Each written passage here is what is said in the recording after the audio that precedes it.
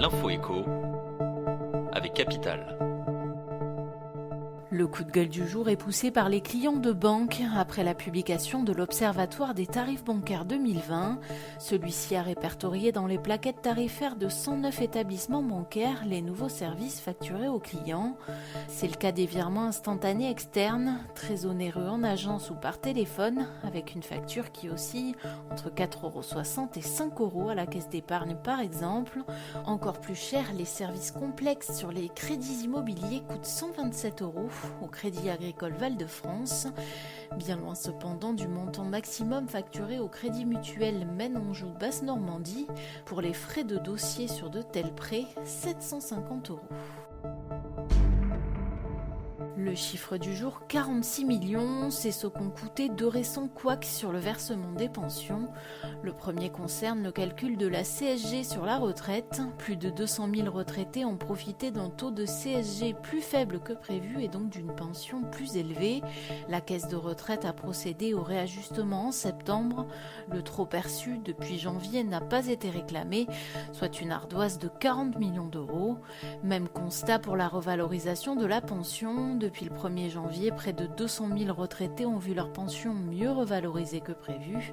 Le montant a été réajusté en octobre, mais là aussi, le trop perçu n'a pas été réclamé. Montant du geste, plus de 6 millions d'euros, des couacs qui ne vont pas améliorer le déficit des retraites.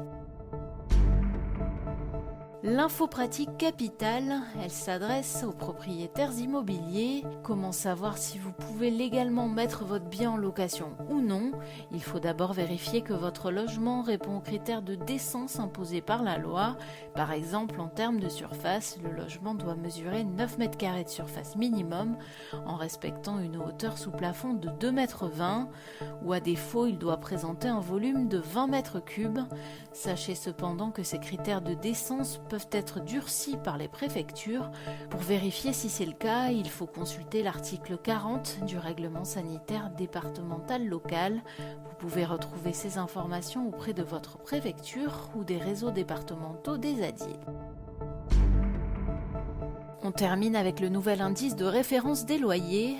L'INSEE vient de le dévoiler. Après une hausse de 0,66% au deuxième trimestre, il augmente encore et sera de 0,46% pour le troisième trimestre.